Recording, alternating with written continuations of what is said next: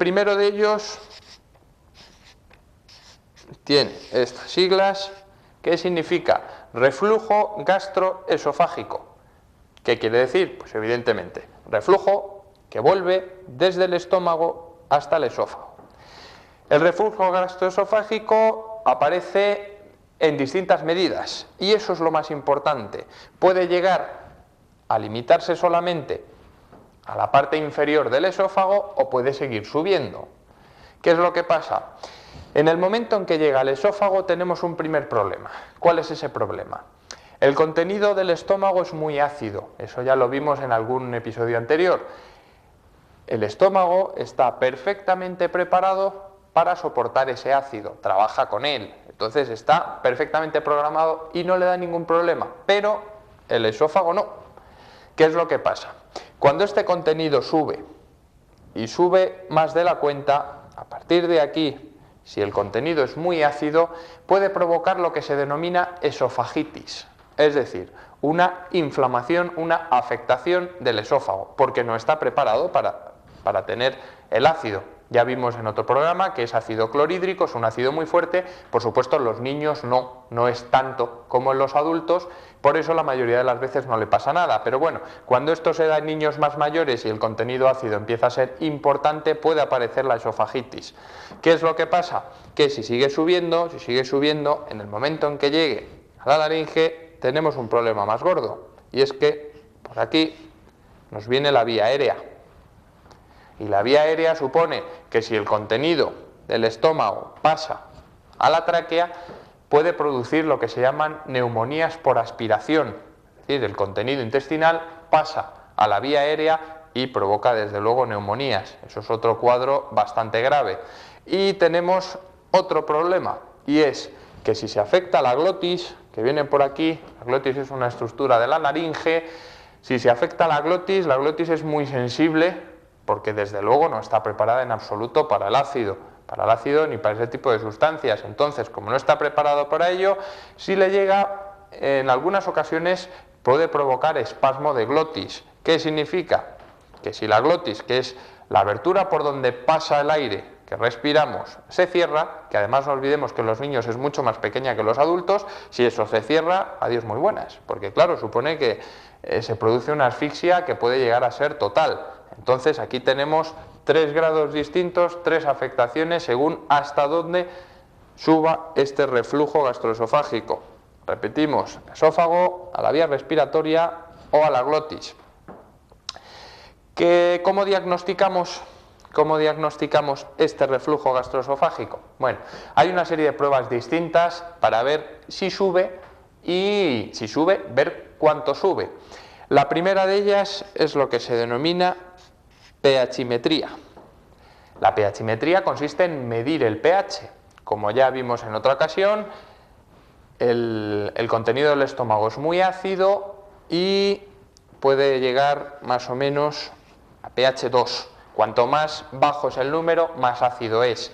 Ese pH 2, imaginemos que sube aquí, que es una zona que no está preparada, pues provoca la esofagitis que hemos comentado antes. Para ver cuánto sube y en qué medida sube, utilizamos la pHimetría, para ver si es una situación normal o no lo es. ¿Qué otras posibilidades diagnósticas tenemos? Bueno, pues tenemos otra posibilidad que es la radiológica. Podemos hacer una radiografía, sobre todo una radiografía con contraste, para ver si existe afectación, porque el esófago cuando se irrita muchas veces se contrae, forma una contractura que disminuye esta luz. Entonces, bueno, podemos ver si existe esa disminución de la luz o si existe reflujo. Podemos ver en una secuencia radiológica si antes estaba aquí y luego vuelve a subir. Esta es una segunda posibilidad diagnóstica y tenemos otra más, lo que pasa es que es una posibilidad bastante más agresiva y por eso se limita a casos más o menos graves. Es la posibilidad de la endoscopia. La endoscopia consiste en meter una cánula con un visor de televisión chiquitito, y ver cómo está este esófago. Se utiliza sobre todo para ver los casos de esofagitis severos porque esto puede llegar incluso a perforarse, con lo cual pues evidentemente es un caso muy grave. ¿Qué hacemos ante un caso de reflujo gastroesofágico? Bueno, pues lo vamos a ver en el siguiente apartado.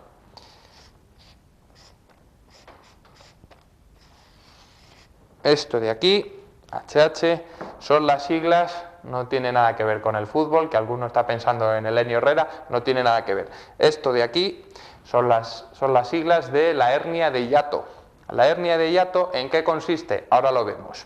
Esto es algo muy frecuente y de hecho a muchos adultos les sonará porque en alguna ocasión se le ha dicho, pues usted tiene una hernia de hiato, y algunos pues ni siquiera preguntan y se quedan sabiendo que tienen una hernia de hiato pero sin saber lo que es, que ocurre muy a menudo. Los médicos, a la mayoría se nos puede preguntar, ¿qué consiste esto? Vamos a ver, si alguien les dice que tienen ustedes una hernia de hiato, ¿en qué consiste? Este estómago queda por debajo de esta estructura que pintamos aquí, tan mal, que es el diafragma. El diafragma divide cavidad torácica por arriba y cavidad abdominal por abajo.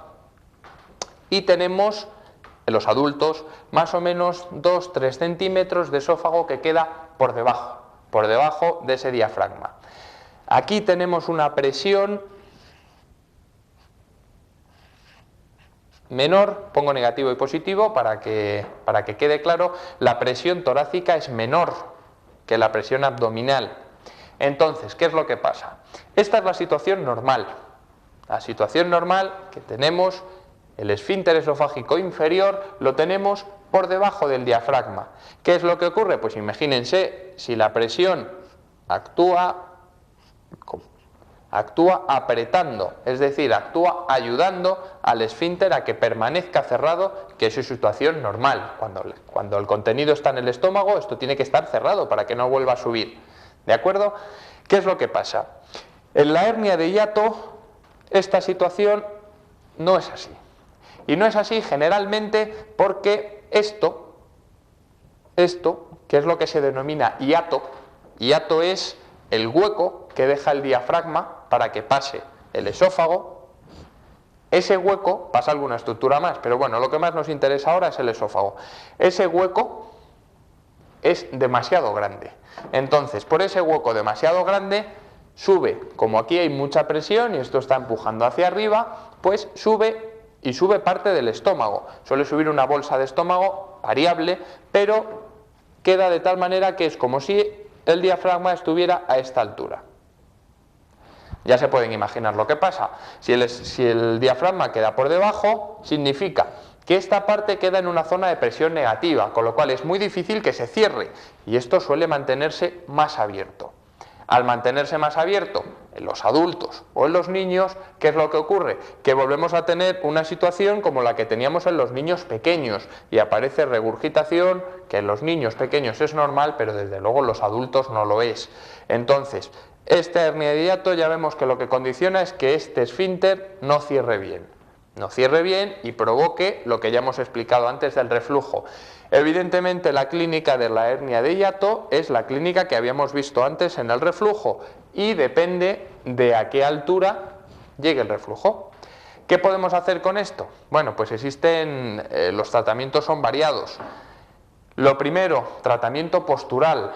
¿Qué es lo que hacemos? Pues que después de comer tenemos que evitar que el niño se nos acueste. ¿Por qué? Imagínense que el contenido está aquí, que esto no cierra bien y nosotros lo tumbamos. Pues evidentemente el contenido se desplaza libremente. El hecho de mantenerlo incorporado, por lo menos 60 grados, el hecho de mantenerlo incorporado supone que por la acción de la gravedad esto no sube. No sube, sube menos. No sube. Bueno, eso por un lado. ¿Qué otra medida tenemos? Aparte del tratamiento postural. Más medidas alimenticias, es decir, en vez de darle una cantidad de alimento grande y difícil de digerir, pues lo que hacemos es fraccionar las tomas y en vez de hacer 3 comidas grandes, pues hacemos 5 más chiquititas.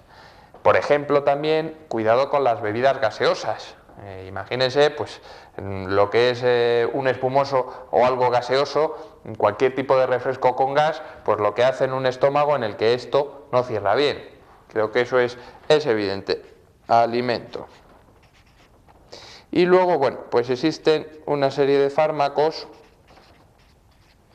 que veremos luego que vienen muy bien para los vómitos porque actúan generalmente a dos niveles. Primero, actúan aumentando la presión del esfínter esofágico inferior, cerrando esto, y por otro lado, favorecen el vaciamiento del estómago. No solo cierran esto, sino que abren aquí. Esto es como ya ven, es como fontanería, pura y dura. Cerramos aquí y abrimos aquí, entonces el contenido pasa y no hay ningún problema. Además, estos fármacos suelen tener una doble acción y además de actuar sobre el tubo digestivo, actúan también sobre el centro del vómito, inhibiéndolo. ¿Qué más causas tenemos aparte de eso? Bueno, más siglas. Otro cuadro. Este cuadro EHP significa estenosis hipertrófica del píloro. Repetimos pero explicando cada cosa. ¿Qué significa estenosis? Estenosis quiere decir que se cierra cualquier luz. En este caso es la luz del tubo digestivo, que en vez de ser de un determinado grosor, imagínense que estamos hablando de esto, pues estenosis significa que en vez de tener esto, por cualquier tipo de causas se reduce a esto. Seguimos con las tuberías. Lo mismo que aparece en estenosis en el tubo digestivo, aparece en cualquier otro tipo de vaso o conducto. Por ejemplo, en los vasos sanguíneos también hay estenosis. Estenosis hipertrófica. ¿Por qué es hipertrófica? Porque está demasiado grande. ¿De quién? Del píloro, que es este señor de aquí que habíamos visto antes. ¿Qué es lo que ocurre? Bueno, pues para explicar eso vamos a ver la foto que prometimos antes, que lo explica mucho mejor que ese dibujo, que es bastante pobre. Aquí tenemos, en esta foto tenemos el esófago, el final del esófago, todo esto es estómago y el estómago acaba aquí. Esto es el píloro. Aquí tenemos el esfínter esofágico inferior y aquí tenemos el píloro. Esto que ven aquí, este corte que ven aquí, es el músculo. El esfínter es un músculo que se cierra. Entonces, cuando este músculo congénitamente, es decir, desde nacimiento, cuando este músculo está más engrosado de lo que debe, evidentemente, si este músculo es más grueso, la luz, que es esta, el conducto por donde puede pasar el alimento, se cierra. Y tenemos la estenosis hipertrófica del píloro. Esta estenosis, este cuadro, es un cuadro congénito y aparece por causas desconocidas. Lo que sí se conoce es que es un cuadro familiar, suele haber antecedentes familiares de estenosis hipertrófica del píloro. Y es una enfermedad bastante sexista. ¿Por qué? Lo primero, porque afecta en mayor grado a los varones. O sea que por un lado son los más perjudicados los varones. Y por otro, porque los que más lo transmiten son las mujeres. No se sabe bien cuál es la transmisión, pero lo que sí está comprobado es que si el antecedente es paterno, es decir, si es el padre el que ha sufrido esta enfermedad, tiene una determinada probabilidad de transmitirlo al hijo. Sin embargo, si es la madre la que ha sufrido este problema, la probabilidad es 4 veces mayor. Entonces, bueno, pues no solo nos toca a los varones con más frecuencia, sino que son ellas las que nos lo pasan. Pero bueno, ahí de momento no podemos hacer nada. ¿Qué es lo que ocurre? Bueno, ¿qué provoca esto? Pues la clínica que provoca la estenosis hipertrófica del píloro es bastante evidente y es una clínica pues puramente física. Imagínense que esto se cierra y que por aquí se interrumpe el paso y el píloro, cuando está cerrado, dice que por ahí no pasa nada más. Evidentemente este es un cuadro congénito, como ya hemos dicho, y es un cuadro que da clínica en las primeras semanas de vida. ¿Por qué? Porque como deja muy poquito paso, aquí se van acumulando comida, evidentemente leche materna, hasta que llega un momento en que no puede más. ¿Qué es lo que ocurre? Por un lado tenemos la clínica que provoca el hecho de que se acumule. ¿Qué pasa porque se acumula? Pues que llega un momento en que hay que vomitarlo porque no tiene más sitio. Eso por un lado. Y segundo, la clínica derivada de que al no pasar, abajo no llega. Con lo cual, como no se puede absorber, aparece estreñimiento y además aparece una formación de orina muy disminuida. ¿Por qué? Porque no llega líquido, ni más ni menos.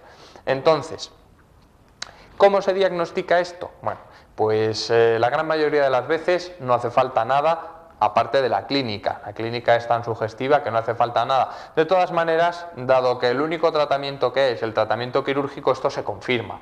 ¿Cómo se confirma? Bueno, por una parte la exploración. La exploración porque esto algunas veces es tan grueso que se llega a palpar. Se palpa como una masa nudosa, esto es músculo, y como además la pared del abdomen del niño es tan finita, pues se llega a palpar.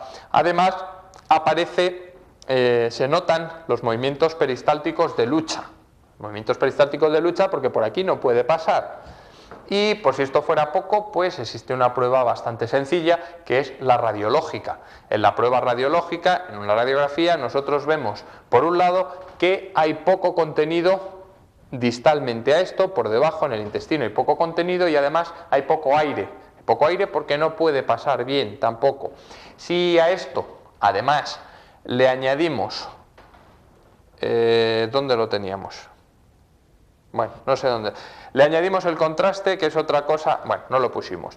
Hacemos la radiografía, pero esta vez además con contraste de bario. Vemos que el canal, el conducto por donde pasa, está estrechado y alargado. Entonces, bueno, pues esto es una prueba bastante diagnóstica del todo y bastante específica porque ya vemos directamente cuál es el problema. La solución del problema, como ya hemos apuntado, es una solución quirúrgica. Es decir, si nosotros tenemos por aquí más musculatura de la que debemos, se realiza lo que se llama una piloroplastia. Es decir, se hace una plastia, una modificación del píloro. Se cambia, es una operación bastante sencilla dentro de lo que cabe. ¿Y qué soluciones tenemos a todo esto? Bueno, pues a todo esto, fundamentalmente, una vez que ya sabemos la causa, por supuesto, la solución farmacológica apunta, como hemos dicho, a ese tipo de fármacos que actúan no solo sobre el centro del vómito, sino que también actúan sobre el esfínter y sobre el vaciamiento. Actúan sobre el centro inhibiendo el vómito directamente, sobre el cerebro. Y por otra parte, están eliminando las causas digestivas que provocan los vómitos. Es decir, cierran aquí y abren aquí. Bueno, estos vómitos en algunas ocasiones también pueden ser provocados por fármacos. Es importante verlo que determinados fármacos pueden provocarlo. Y más que nada son muy pocos, pero pocos que se utilicen para eso, pero existen algunos que provocan el vómito directamente actuando sobre el centro del vómito. Se utilizan evidentemente en los casos de intoxicaciones, cuando alguien ha ingerido más fármaco, lo que sea, o algún tóxico en cantidades muy grandes, pues lo que se hace es provocarle el vómito. Para eso, aunque no suele ser necesario, aparte del lavado de estómago, se provoca el vómito. Bueno, pues existe un derivado de la morfina que se llama apomorfina, que sirve para provocar el vómito. Bueno, pues con esto acabamos el programa de hoy y bueno, pues seguiremos más adelante viendo otro tipo de procesos digestivos que están bastante en relación con esto, como son las gastroenteritis y similares, que también cursan con vómitos, pero que aparece otra serie de síntomas que son lo que veremos en otro programa. Nada más. Buenas tardes y esperamos que les haya gustado.